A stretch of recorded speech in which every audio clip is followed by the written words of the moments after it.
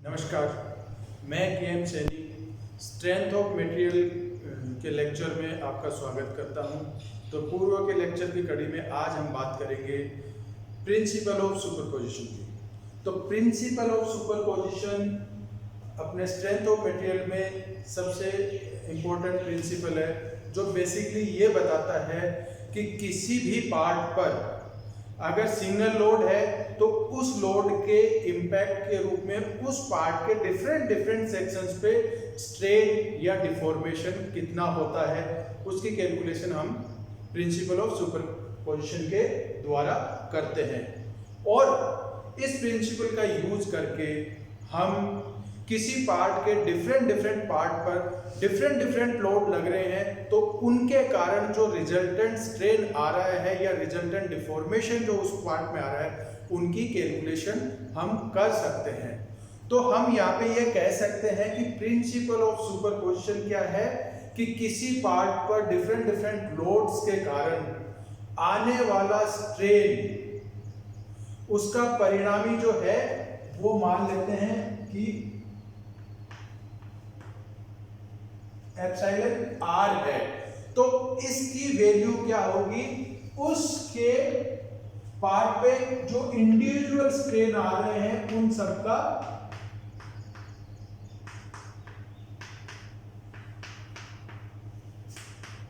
Algebraic sum होगा।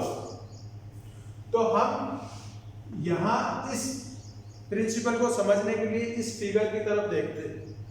इस figure में load F1, F2, F3, F4 और F5 लगे हुए हैं, जो डिफरेंट प्लेन में लगे हुए हैं और उनका डिफरेंट नेचर है। जैसे कि यहां देख सकते हैं F3 और F4 की डायरेक्शन रिवर्स है, तो यहां हर तरह के फोर्सेस हैं और हर नेचर के फोर्सेस हैं। और इनको अपन ने डिवाइड किया है सेक्शंस में कि A पॉइंट पे F1 लगा हुआ है, B सेक्शन पे F2 लगा हुआ है, C सेक्शन पे F3 है, D सेक्शन पे F4 है और E सेक्शन पे F5 फोर्स लगा हुआ है। और जो कॉन्जुगेटिव या जो प्रॉपर सेक्शन है उनकी जो लेंथ है वो L1, L2, L3 और L4 है। तो इस प्रिंसिपल को समझने के लिए हम यहाँ ये जो फोर्सेस हैं इनको कुछ न्यूमेरिकल वैल्यू दे देते हैं। तो F1 को 8 किलो न्यूटन, F2 को 4 किलो न्यूटन, F3 को 2 किलो न्यूटन, F4 को 2 किलो न्यूटन और F5 को 4 किलो न्यूटन की वैल्यू दी गई है। तो अब इस प्रिंसिपल को समझने के लिए सबसे पहले हम जो पार्ट है उसका फ्री बॉडी डायग्राम बनाते हैं। फ्री बॉडी डायग्राम का मतलब है कि उसका जो इंडिविजुअल पार्ट है उस पर रिजल्टेंट लोड कितना है। जैसे हम इस सेक्शन की बात करें AB सेक्शन की, तो AB सेक्शन पे रिजल्टेंट लोड कितने होंगे वो हम यहाँ पे इस सेक्शन में देख सकते हैं। तो हम AB जो सेक्शन है उस पे जो लोड लग रहे हैं उनको यहाँ पे ट्रांसफर करते हैं।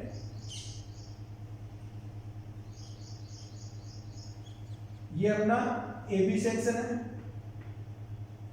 इसमें लेफ्ट साइड में F1 है जिसकी वैल्यू है 8 किलो न्यूटन। तो अब ये अपना सेक्शन 1 हो गया। तो अब ये जो अपना सेक्शन है AB, इसको हमने 1 नंबर दिया है और इस पे जो रिजल्टेंट फोर्स लगेगा वो अपने कैलकुलेट कर रहे हैं इक्विलिब्रियम कंडीशन से।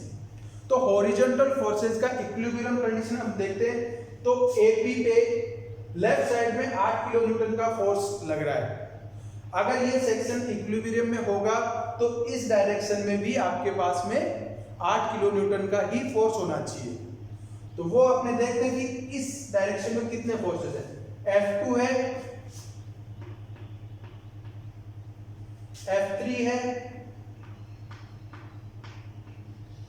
F4 रिवर्स डायरेक्शन में तो इसको माइनस लेंगे और F5 है।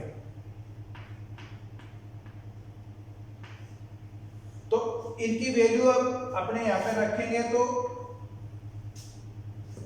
4 kilo Newton plus 2 kilo Newton minus 2 plus 4, तो अपने पास में 8 किलो न्यूटन, जो कि लेफ्ट हैंड साइड के बराबर है। इसका मतलब अपना जो पार्ट ए बी है वो इक्विलिब्रियम कंडीशन में है। तो अब हम इसको लोड P1 से डिनोट कर देते हैं, जो पार्ट 1 पे लग रहा है। तो इसको यहां F1 से रिप्लेस करके P1 कर देते हैं। तो ये लोड हो गया P1, तो इसको अपने P1। इसी प्रकार अब दूसरे पे आके देखते हैं अपने पार्ट BC पे। तो BC के लेफ्ट साइड में कितने फोर्सेस हैं? 8 किलो न्यूटन और 4 kilo Newton. 8 minus 4 kilo Newton. तो P2 equals to 4 kilo Newton. यहां जो पार्ट BC है, इस पे जो लोड लग रहा है इंडिविजुअल लोड, उसको अपन ने P2 से डिनोट कर दिया। इसी प्रकार अब हम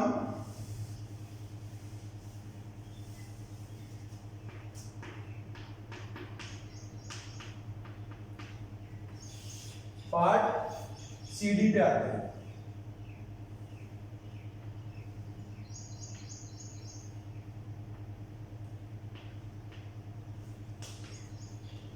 CD पे फोर्सेस क्या अपने पास? F4 और F5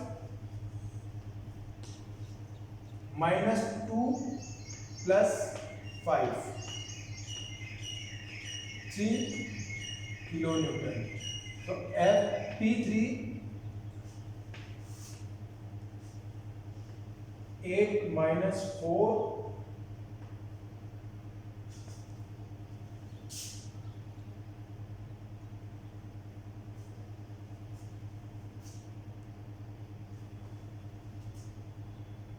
माइनस 2।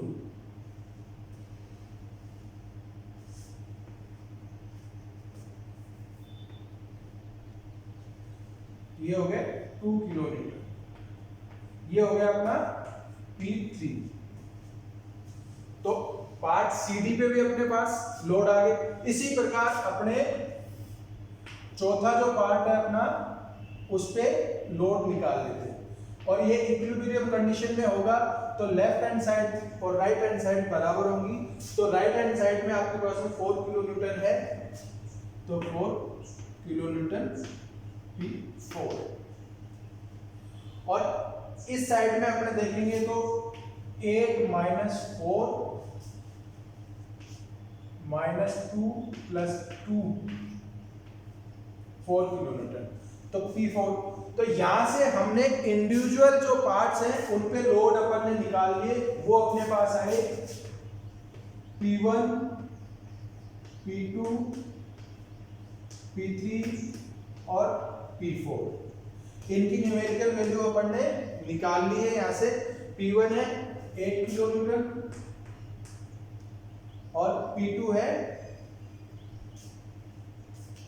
4 किलो न्यूटन,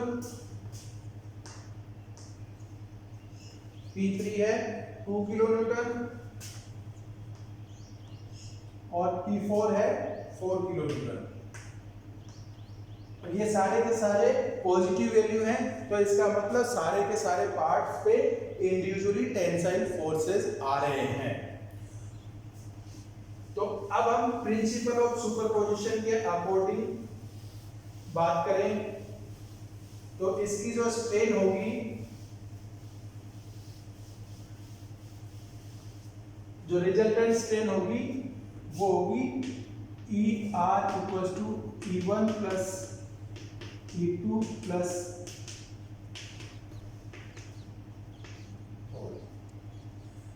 हम हुक के नियम से जानते हैं कि strain equals to change in length upon original length, और ये हुक के नियम से होती है स्ट्रेस अपॉन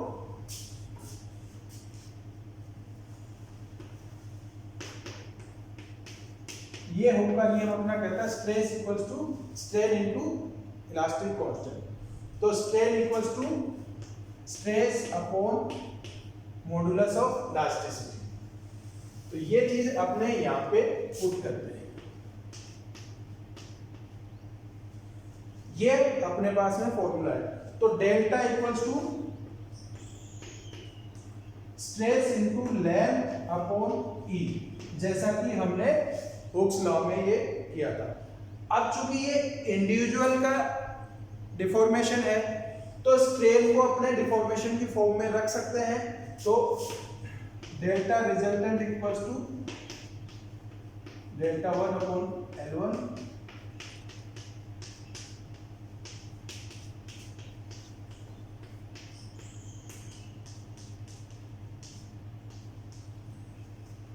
ये अपने पास में इक्वेशन। यहां हमने डेल्टा को रिप्लेस किया इससे इस इक्वेशन में डेल्टा को रिप्लेस कर देंगे तो अपने पास में क्या होगा, delta resultant equals to P1 L1 upon E plus P2 L2 upon E plus P3 L3 E plus P4 L4 और E। यहाँ जो स्मॉल p1 है ये इंडिविजुअल पार्ट में इंड्यूस्ड स्ट्रेस है, तो इसको अपने लोड से रिप्लेस कर सकते हैं। हमने पहले की क्लासों में पढ़ा था कि stress equals to load upon cross sectional area. तो इस इक्वेशन में हम पूरी में स्ट्रेस को लोड से रिप्लेस करेंगे तो अपने पास इक्वेशन होगी delta equal to P1 L1 upon E plus P2 L2 upon AE plus P3 L3 upon AE plus P4 L4 AE।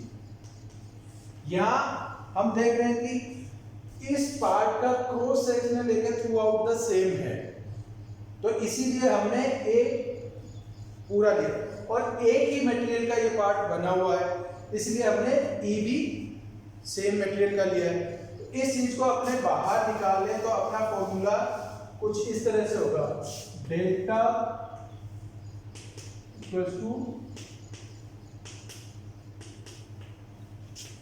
P1 L1 plus P2 L2 plus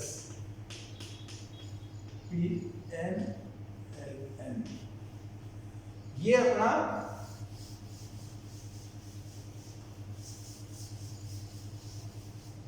generalise formula बन गया principle of superposition का, कि जब आपका material एक ही है और उसका क्रॉस सेक्शन एक ही है।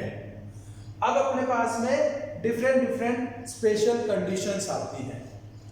अब इस फॉर्मूले में अपने जो न्यूमेरिकल वैल्यूज हैं वो अपने पुट करके डेल्टा निकाल सकते हैं, और डेल्टा निकालने के बाद में अपने पास में जो न्यूमेरिकल वैल्यू है उससे स्ट्रेस और अदर कांस्टेंट्स जो हैं उस मटेरियल के वो अपने कैलकुलेट कर सकते हैं। अब प्रिंसिपल ऑफ सुपरपोजिशन में डिफरेंट स्पेशल कंडीशंस भी आती हैं। तो पहली स्पेशल कंडीशन है कि ये जो लोड्स हैं ये डिफरेंट हैं और ये जो क्रॉस सेक्शन है ये भी डिफरेंट हो जाए तो क्या होगा, जैसे अपने ये चेंज हो जाए कि ये क्रॉस सेक्शन ये हो जाए और ये क्रॉस सेक्शन ये हो जाए, तो इनके corresponding area A1 A2 A3 और A4 हो जाएंगे। तो अपना जो जनरलाइज फॉर्मूला है वो हो जाएगा 1/E P1 L1 A1 plus P2 L2 A2 Pn Ln An। ये अपना दूसरे केस में जनरलाइज फॉर्मूला हो जाएगा। अब हम इसी चीज में आगे बात करते हैं कि आपका क्रॉस सेक्शन भी डिफरेंट है, आपकी लेंथ भी डिफरेंट है और आपका मटेरियल भी डिफरेंट है। तो उस केस में क्या होगा कि आपके जो E की वैल्यू है वो भी डिफरेंट हो जाएगी और आपका जो फॉर्मूला है वो कुछ इस तरह का हो जाएगा। P1 L1 E1 A1 plus P2 L2 E2 A2 Pn Ln An En।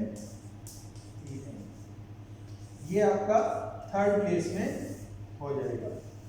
तो इस केस में डिफरेंट लोड है, डिफरेंट लेंथ है, डिफरेंट मटेरियल है और डिफरेंट क्रॉस सेक्शन है। तो ऐसी प्रॉब्लम्स को सॉल्व करने के लिए हमें ये प्रॉब्लम के लिए ये फॉर्मूला अपने को यूज करना होगा। तो जो रिजल्टेंट डिफॉर्मेशन है वो इस फॉर्मूले से आएगा।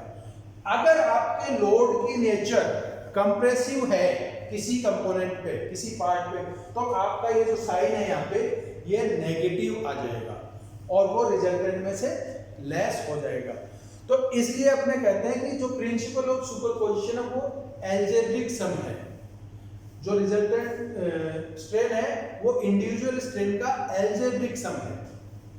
तो आज हम इतनी ही बात करेंगे और अगले लेक्चर में हम इसके ऊपर जो है न्यूमेरिकल प्रॉब्लम्स को सोल्व करेंगे कि जो प्रिंसिपल ऑफ सुपरपोजिशंस की न्यूमेरिकल्स हैं उनको कैसे सोल्व करेंगे। धन्यवाद।